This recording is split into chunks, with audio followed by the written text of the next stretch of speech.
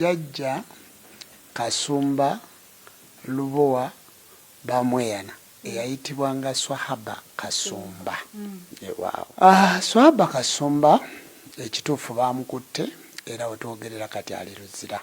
Abamukutte sakka emu eri mu kikuubo. Abadde muntu mukozi. Kasumba n'afuna okulwala n'atataaganyizibwa. Kati bwe yafuna okulwala ne bamutwala mu malwaliro era ne bamutwalako ne butabika. Ne batuuka abantu be ne bamusitula ne bamuleeta wano mu ddwaliro. Era Kasumba abadde wano mu ddwaliro. Kati bw'abeera wano mu ddwaliro waliwo omwami omu eyali amubanja. Omwami oyo ng'amubanja kumpi esente ziri mu miliyoni nga 8 kubanga Kasumba yalina bizinesi ndowooza ng'eri mu kawumbi ka ssente. Ye omwami oyo yajja wano n'agajjajja nakulabye ng'ojjanjaba Kasumba yali mukozi mulungi naye mbadde nkusaba nze musonyiye n'aleeta ebitabo ne tubisayiningamu n'amusonyiwa. Kaakati waliwo sako eyo nayo bagiyita basuubiryo sako eri mu kikuubo. Kakati bamuwola ssente mu 2022 ndowooza miliyoni nga 3 n'okudda waggulu mu COVID. Kakati bamuwola n'afuna obuzibu n'alwala n'atasobola kusasula. Naye mbu yali abasasuddeko miliyoni nga 38. Omanyi ssente ezo eza sako bakuwola miliyoni 3 ate nga amagoba ga miliyoni nga 5. Kakati mbu yali abasasuddeko mbu ye bw'agamba. Kati mba ndi wano olunaku lwajjo ng'abantu bajja. Omu court bailiff, omulala wa poliisi akola ku CPS nga batutegeeza. Bajja wano nga batutegeeza tuzze wano nga tutulakinga omuntu gwe bayita Kasumba era ali wano. Kunze nti kino kitongole kyanzikiriza kya buwangwa na nnono era lino ddwaliro. Bajja emmotoka 2 balina abasirikale 4 n'owa kooti ne saidi nga tutuula nga babinnyonnyola nga bajjayo ebbaluwa ya kooti ng'amaga nti ffe tuli bamenyi b'amateeka wabula Kasumba mulwadde. Kasumba yajja wano kujjanjabibwa. Obulwadde obwamuleeta wano yali mutabufu wa mutwe wabula kati agenda awona. Akati kye baakola nga bagamba tumutwala nga mbagamba mwali mpadde omukisa ne njogera n'abasuubiryo sako ne mbanyonnyola ne bamanya omuntu ono mulwadde kubanga yabasasulako ssente ate ne bamusonyiwa ne bamugamba nti sooka owone tannawona ali mu ddwaliro.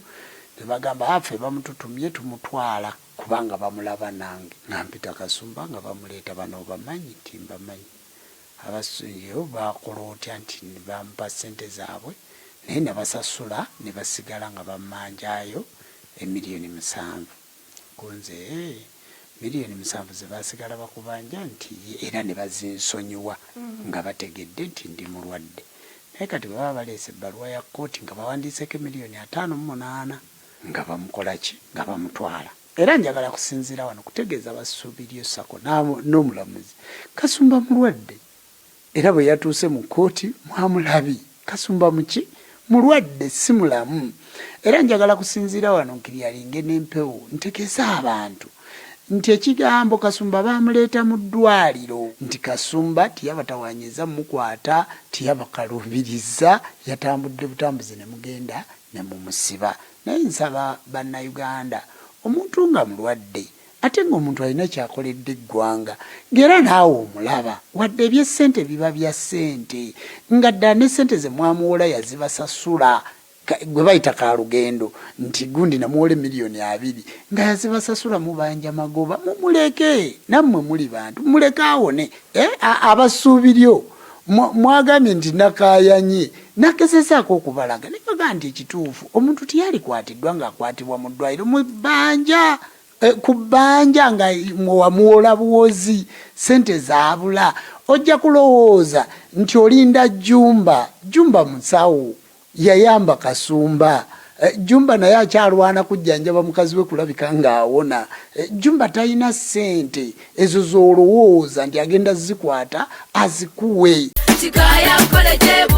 omuzadde kankwanjulire Kikaya College School Bulenga lya kisulo n'abava ebweru ly'abawala n'abalenzi ligatta amadeeni gonna liviira ddala ku siniya esooka paka ku y'omukaaga lisomesa arts ne sciences. Omwana bamubangulira ddala tebakoma kusoma busomi kyokka bamutendeka emirimu gy'omu mutwe omuli okwokya welding, okusiba amazzi, okusiba enviiri, okukosa okufumba oba kiyite catering and hotel management, okuzimba, okutunga oba kiyite fashion and designing, okukanika emmotoka, okukosa amasannyalaze, ku bitone by'abayizi b'ekansa omuli okuyimba, okusamba omupiira wamu n'okubaka, endya y'abaana nnungi, library ya mulembe. Ow'ekisulo osasula emitwalo 69. Okwo nno kwe kuli okulya, okusula, okusoma n'endabirira endala yonna. Lisangibwa Bulenga ku Mityana Road, kilomita 7 zokka okuva e Kampala. Kuba ku 0772 442 799. New Subs Fashions tukutuusaako ebiteeteeyi kw'ossa abaya, engatto, ensawo z'abakyala, jackets, jeans n'ebirala. Tusangibwa ku Wilson Street ku kizimbe ekya Sunset Arcade ground floor shop number 2. Okututuukako va ku Pioneer Mall otambule ngadda ku Arua Park, yisa ekizimbe ekya Wilson 1 oyite ku Health Link Pharmacy. Kati awo weekoma yambuka amadaala gakuyingize ku Sunset Arcade. Awo ng'otutuuseeko. Engoye zaffe tuzijja China, Egypt, Vietnam n'amawanga amalala. Omukyala omwambazi omulungi ayambala naffe. Be Easy Hotel and Bar tusangibwa Nsaggo ku lw'Ennakawuka. Ku lw'empeereza ennungi tukola essaawa 24. Tulina ebifo ebisulwamu nga biyonjo, ebiddaabirizibwa buli kadde, ebyemizannyo ng'okulaga omupiira, okuzannya pool n'ebirala. Ebbaala ejjudde obulungi, emmere ekutuukako mangu, paakingi nnungi ate nga security eri gguluggulo. Okubuukinga n'okumanya ebisingawo kuba ku 0790 79 12 04 oba 058 98 77 34. You are not easy when you are not at Be Easy Hotel and Bar. Come and experience the ultimate in comfort, entertainment and security with Be Easy Hotel and Bar, Nsaggo, Nakawuka Road.